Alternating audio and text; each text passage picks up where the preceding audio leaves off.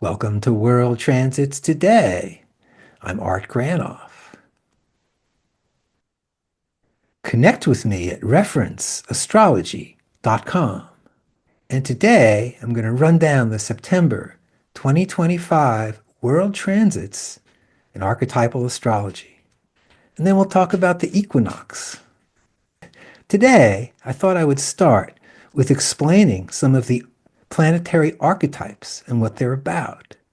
And as we know, planetary archetypes are multivalent, meaning they can express themselves in different ways, in a positive way or a negative way. So let me tell you about them. Here we go. There's the sun. The sun represents my identity, I, me, who I am in the world. And the shadow side of that would be too much me, ego trip. Okay. The moon, hey, the moon is about sensitivity and we, family, where we're from. The moon, and could be the negative side, could be oversensitivity. We have the planet Mercury, it's the mind and communicating, or overthinking and overtalking. For love and beauty, we have Venus, or the shadow would be too beautiful or heartbreaking. Motivation and assertion is Mars, or forcing a situation with aggression. Jupiter refers to expansion and success, or personal inflation, hubris. Now, those are the inner planet transits, as they're called. They move quickly around the sun. And the last four are the outer planet transits. They move a lot slower. So we have the planet Saturn, referring to structure and strength, or limitation, constriction, or the shadow. The planet Uranus, referring to what's new and exciting, or being unconstrained and way out. What's ideal and flowing? Well, that's Neptune. Or the other side would be confusion and delusion. And then there's Pluto, about agency and renewal, or intensity, compulsion, possession. So as an example, this horoscope here on the right, September 1st, 2025, world transits. Let's see what we got. If we start out, we see we have the sun, okay, conjunct with Mercury. The sun is right next to Mercury. So let's look at our handy guide here and see what we get. The sun is me, my identity, and Mercury is about our mind and communicating. And then we have the sun and Mercury both in a square with Uranus. So Uranus over here is what's new and exciting or unconstrained. So one could say with those three planets, we have the sun, my identity, Mercury, the mind, and Uranus on what's new and exciting.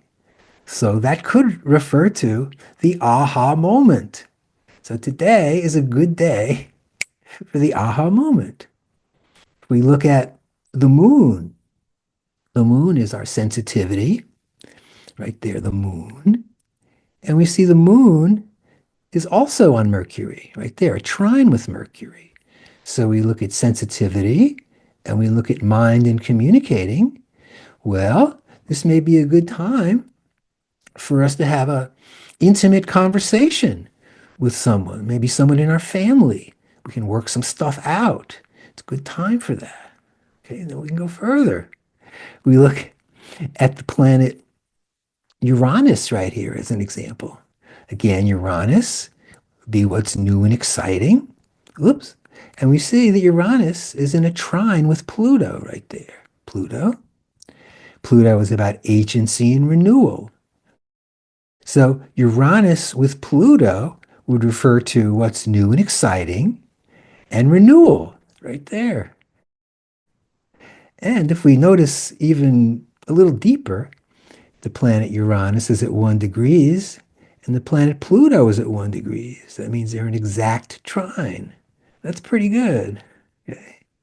Then if we look over here, yeah, you see there's that line, and then you see this little guys over here. It looks like a little mini triangle right there.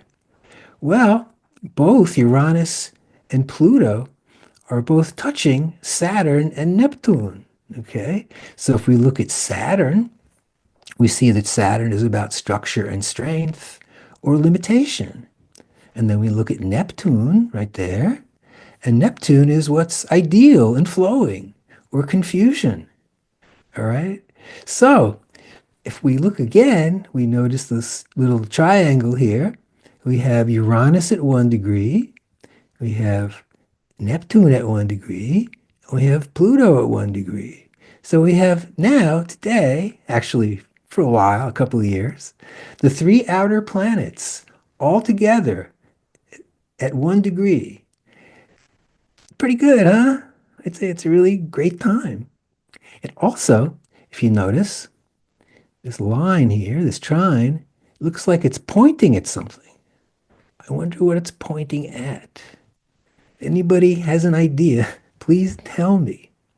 Okay, so there's just one example of the basic planetary archetypes, the sun and the moon and 8 planets, their positive expression and their negative expression.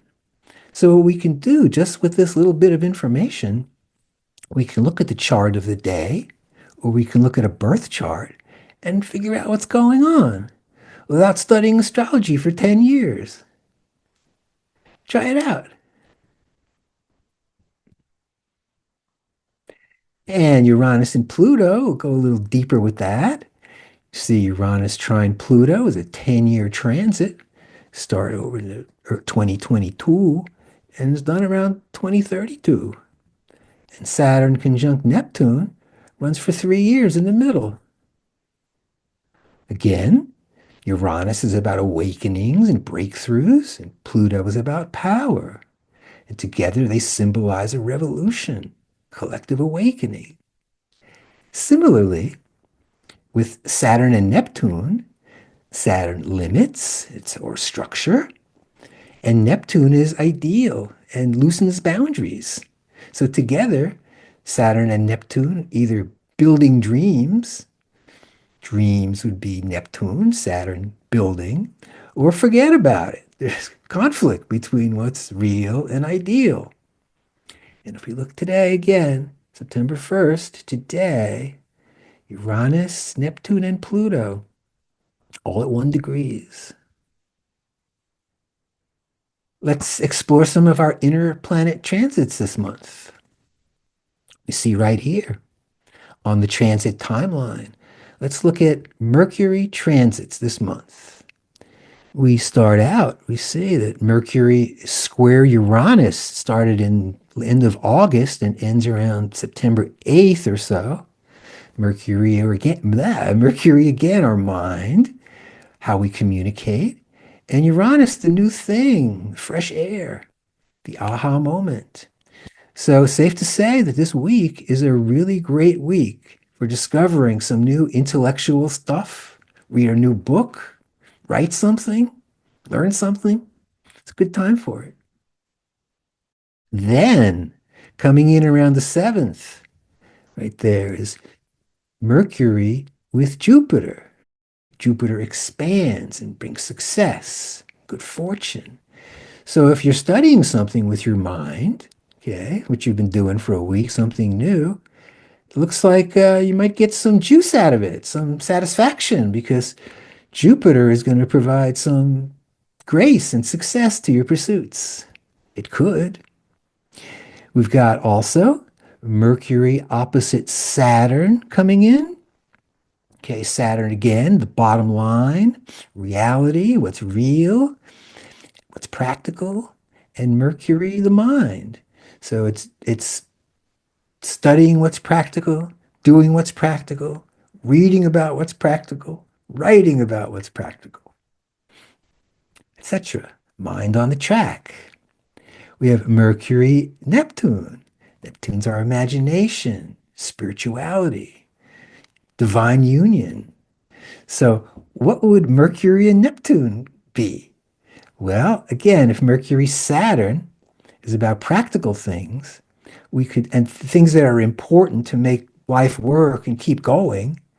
Mercury Neptune, on the other hand, would be about dreams, imagination, be music, be art, something that really invigorates your imagination, getting going with it, thinking about it, reading about it, writing about it, playing it on the saxophone, painting it, etc.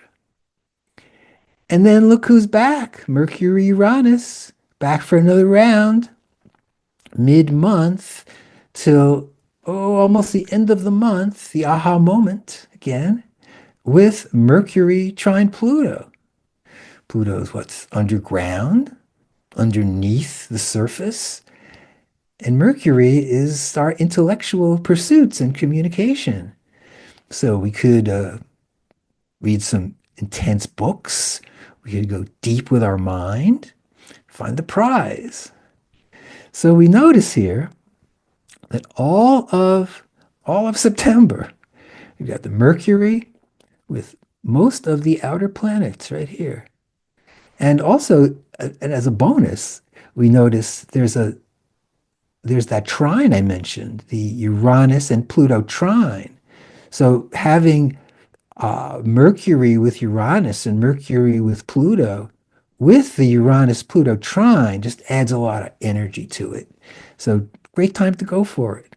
Go deep with your mind this month. How about the sun? Whoa, there's our sun transits right there. Let's see what we got. We start out from the end of August, the sun sextile Jupiter. The sun is my identity, who I am in the world, and Jupiter provides success and good fortune. That's pretty good. Also, the sun is with Mercury. Sun, identity, Mercury, the mind. Well, if we've got, think of this, the sun with Mercury, we've got Mercury with Jupiter, and the sun with Jupiter. So this looks like a really good time from like the beginning of the month till the third week or so for really going deep with your mind, using your intellect in a way that is new, is fresh, is practical, and is imaginal at the same time. Because dig it, besides that, on all those Mercury transits I mentioned, here's the sun on Saturn, there, from half a month. Sun on Neptune, the second half of the month. The sun with Uranus, and the sun with Pluto. Wow. Sun Saturn would be father, one who provides, doing practical things in the world. Sun Neptune would be using our imagination, doing imaginative things in the world, poetry, dance, artwork, etc. And we have the sun with Uranus. Hey, reach for the sun, wearing the halo, the new thing, fresh air, my identity, fresh with the new thing. And sun with Pluto. Now, Pluto is a tough character. Pluto can be a couple of things. Pluto can be really rough and tough with stuff that comes out of you, a voice that you don't really recognize, but is always angry and is always upset and always wants to let people have it at the wrong time. Okay, you know that kind of activity in yourself or with somebody else? Maybe, right? And also, Pluto is about finding your voice, about listening and hearing that voice bubbling up inside, and finally coming out in some way that's helpful, perhaps through the arts, through music, through dance, through some type of expression. Sun Pluto. So, what a great month for our identity and our intellect. We can reach for the sun. We could go deep with Pluto, read some books, write a book, go forward. Hey. We have some new Jupiter transits. In fact, a whole bunch of them coming in September. Notice right here Jupiter with Saturn, Jupiter with Neptune, and Jupiter with Pluto. Wow. So, Jupiter with Saturn. Saturn is what's solid, and Jupiter expands that. So, it's a good time to clean your house, work on stuff you've been working on. Maybe the time is right for that. Jupiter Neptune is flowing. Neptune's spirituality, and Jupiter can expand on that. Good for meditation, doing some inner work. And Jupiter opposite Pluto. Pluto, again, could be expressing yourself deeply or could be Hades. So Jupiter can either expand your true voice and go forward with it towards success, or Jupiter can expand that upset baby creature in there that doesn't get any energy. And then when it gets triggered and pops up, it expands a lot. So watch for that. Okay. Jupiter transits. And here's how long they are, too. It starts in September, these transits, these Jupiter transits here. And they take a break for a few months, go retrograde, then come back strong in July and August of next year. So there's something good to look forward to. Then on the 7th of the month, we have the full moon, the sun opposite the moon. The sun is my identity in the world, I going forward. And the moon is we, our sensitivity. It's two sides of us, right? Our outward personality and our inward personality. The furthest away they could be from each other each month. It's a big sun moon event, one of the two each month. The full moon. This full moon with the planet Jupiter, expansion, and the planet Mercury, your mind and intellect. That's what I was just talking about. Here comes the planet Mars. We see from mid-August until mid-September, it's Mars square Jupiter. So Mars is our motivation, our get up and go, our drive, and Jupiter can expand that, okay, grant it success. On the shadow, Mars, when Mars is activated, Mars gets going, motivated, Mars can get sometimes a little forceful or too forceful. And one might say pushy. And then Jupiter can expand that and make it even greater. So if you find yourself or you see someone really pushing people around in a big way, you know they're really living out this transit. And then to even add further to that, coming in around the 10th to the coming in around the 10th till early October, it's Mars square Pluto. Now, again, Mars is strength, tenacity, and courage, and Pluto's depth in the underworld. So, Mars with Pluto gives you the strength to do the toughest work, to drive into your transformation, okay? And the shadow of Mars Pluto, we all know, would be unrestrained rage, unrestrained anger. Look at Ukraine war. Look at the Gaza war. Mars Pluto. And we got some Venus in there too. Don't forget Venus. We've got Venus with Mars, okay?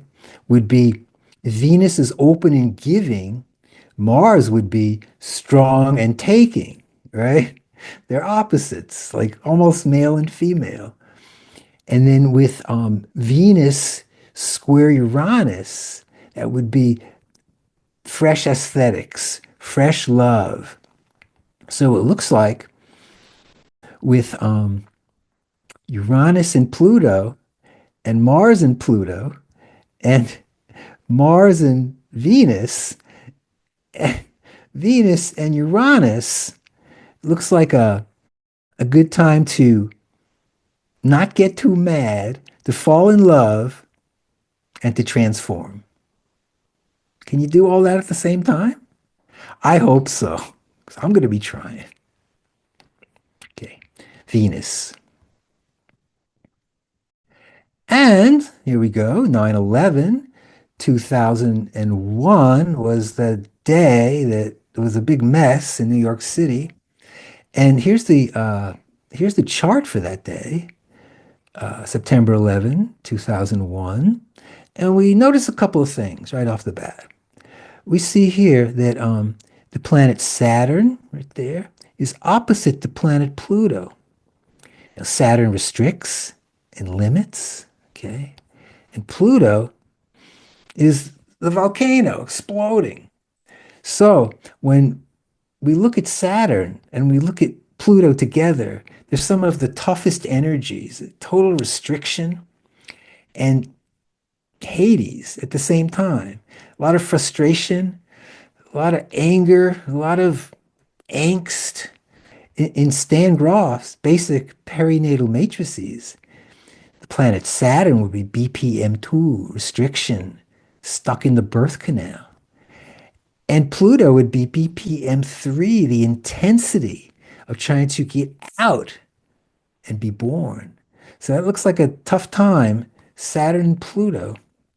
Also, we had the moon that day, right with Mars, just 2 degrees apart.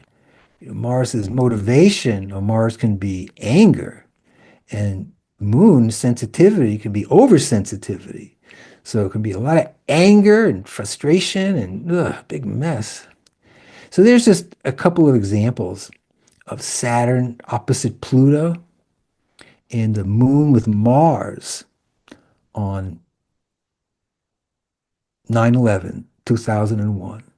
I'm waiting for September 11th, 2029, when we go into the 9/11 Saturn return. So stay tuned for that one.